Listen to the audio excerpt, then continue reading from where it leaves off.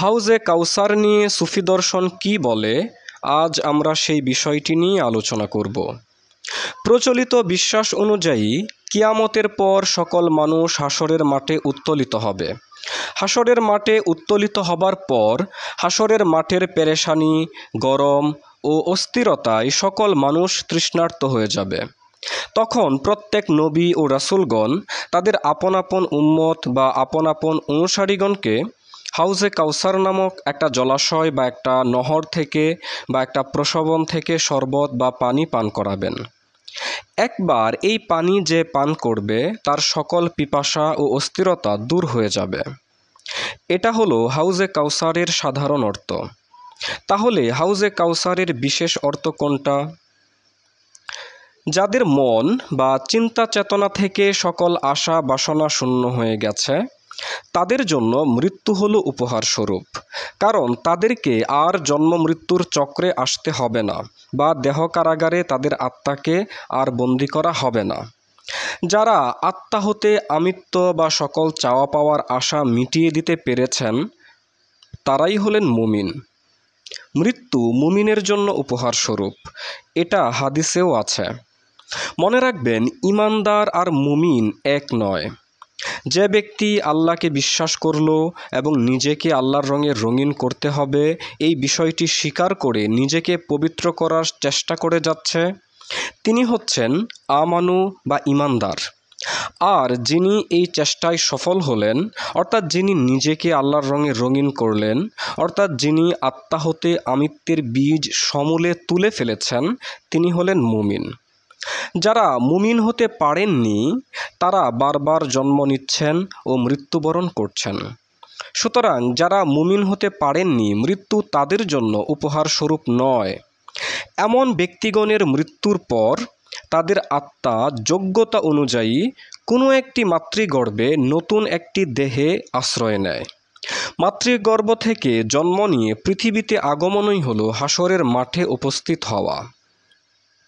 পৃথিবীতে বা হাশরের মাঠে আগমনের পর ধীরে ধীরে মন বা চিন্তা চেতনায় অর্থ, ক্ষমতা, খ্যাতি, যৌনতা ইত্যাদির বা ভোগের তৃষ্ণা প্রবল হতে থাকে। দুনিয়ার তৃষ্ণায় তৃষিত মন পাগল প্রায়।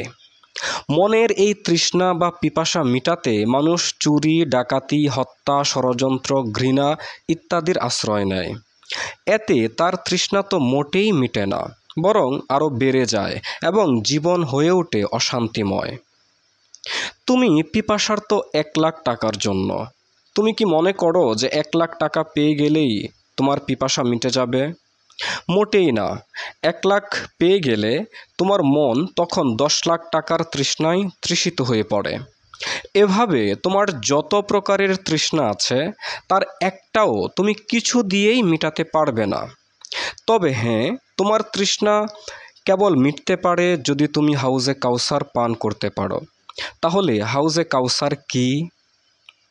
আল্লাহ পাক কোরআনে কারিমে বলছেন, বিসমিল্লাহির রহমানির রহিম, ইন্না আ'তাইনাকাল কাউসার। অর্থ, নিশ্চয়ই আমি তোমাকে কাউসার দান করেছি। আল্লাহর পক্ষ হতে কাদেরকে কাউসার দান করা হয়? পরের আয়াতে তার ইঙ্গিত আছে। কি? বিসমিল্লাহির রহমানির রহিম, ফাসল্লি লিরাব্বিকা ওয়ানহার। অর্থ, সুতরাং তোমার রবের জন্য সালাত এবং কুরবানি করো। অর্থাৎ যারা রবের জন্য সালাত কায়েম করে এবং কুরবানি করে তারাই হাউজে কাউসার লাভ করতে পারে। সালাত শব্দের অনেকগুলো অর্থ আছে, তবে মূল অর্থটি হলো সংযোগ স্থাপন করা, টু বি কানেক্ট। অর্থাৎ স্মরণের মাধ্যমে আল্লাহর সঙ্গে সংযোগ স্থাপন করার নাম হলো সালাত। এই জন্যই কোরআনে কোথাও নাই ইকরা সালাত বা নামাজ পড়ো, বরং যতবার সালাতের বা নামাজের কথা এসেছে সবখানেই বলা হয়েছে আকিমুস সালাত বা সালাত বা নামাজ কায়েম করো।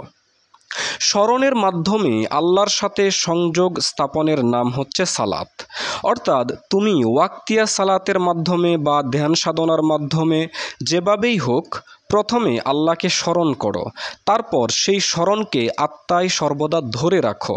অর্থাৎ যিনি সকল কাজে কর্মে সর্বদাই আল্লাহর স্মরণের মাধ্যমে আল্লাহর সাথে সংযুক্ত, তিনি নামাজ বা সালাত কায়েম করলেন। স্মরণ করা যায়, স্মরণকে স্থায়ীও করা যায়, তবে স্মরণকে পড়া যায় না। তাই সালাত কায়েম করো এই কথাটা কোরআনে আছে, সালাত পড়ো এই কথাটা কোরআনে নাই। পশুকে কুরবানি করা হলো মাজাজি বা রূপক কুরবানি। নিজের ভেতরের পশু বা আমিত্বকে কুরবানি হচ্ছে আসল কুরবানি। যে ব্যক্তি সর্বদা স্মরণের মাধ্যমে আল্লাহর সাথে সংযুক্ত এবং যিনি নিজের আমি ও আমার বা আমিত্বকে কুরবানি করে দিয়েছেন, সেই ব্যক্তির অন্তরাত্মায় আল্লাহর পক্ষ হতে বিভিন্ন প্রেমময় বাণীর আগমন হয়। তখন সেই ব্যক্তির অন্তরাত্মা হয়ে যায় একটি কুয়া। কুয়া থেকে পানি তুলে তা পান করে তোমার পানির তৃষ্ণা তুমি যেভাবে মিটাও, ঠিক তেমনিভাবে যিনি সালাত কায়েম ও হাকিকি কুরবানি করে ফেলেছেন, তার আত্মা হয়ে যায় একটা হাউজে কাউসার। তখন তুমি সেই হাউজে কাউসারের পানি পান করেও তোমার দুনিয়ার নেশা বা দুনিয়ার তৃষ্ণা তুমি মেটাতে পারবে। কিভাবে? সেই পবিত্র আত্মা বা হাউজে কাউসার থেকে উত্তোলিত হয় প্রেমময় বাণীসমূহ, যা তার অনুসারী বা ভক্তগণ পান করে তাদের দুনিয়ার পিপাসার্ত আত্মাকে তারা শীতল করে থাকেন। অর্থাৎ সকল নবী, রসুল, সদ্গুরু, কামেল পীর মুর্শিদগণের আত্মা বা চেতনা হলো হাউজে কাউসার। সেখান থেকে এমন সব বাণীর উদয় হয় যা পান করে বা গ্রহণ করে জাগতিক তৃষ্ণার্ত মানুষেরা তাদের দগ্ধ হৃদয়কে শীতল করে। হাউজে কাউসার থেকে এমন সব প্রেমময় বাণীর আগমন হয় যা তোমার আত্মার বাসনাকে কেটে ফেলে। তুমি তোমার আশা বা বাসনার সীমানা যত বড় করো, তোমার তৃষ্ণাও তত বাড়ে।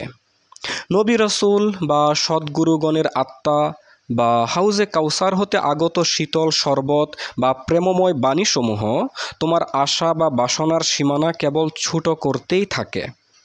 তোমার আশা বা বাসনার সীমানা যত ছোট হয়, তুমি তত শান্তি পাও, অর্থাৎ তোমার তৃষ্ণা বা পিপাসা তত কমে আসে। সকল নবী, রসুল বা সদ্গুরুগণই ওনারা ছিলেন মানুষের জন্য কল্যাণকামী। তারা চান মানুষ যেন তাদের পবিত্র আদেশ উপদেশগুলো গ্রহণ করে এবং পরিণামে দুনিয়ার পিপাসা থেকে মুক্তি লাভ করতে পারে। যেমন রাসূলুল্লাহ সাল্লাল্লাহু আলাইহি ওয়াসাল্লাম একটি হাদিসে বলছেন যে প্রত্যেক নবীর জন্যই হাউজ থাকবে বা হাউজে কাউসার আছে বা থাকবে। প্রত্যেকেই চায় তার হাউজ থেকে বা তার হাউজে কাউসার থেকে যেন বেশি বেশি মানুষ তা পান করে। আমি আশা করি আমার হাউজেই বা আমার হাউজে কাউসার থেকেই অধিক মানুষ পান করবে।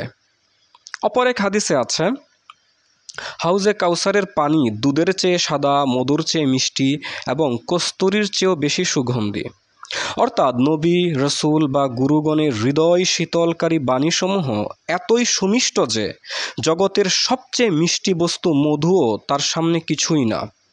এতই সুঘ্রাণ যে সবচেয়ে উন্নত পারফিউম কস্তুরীও তার সামনে নগণ্য হয়ে যায়।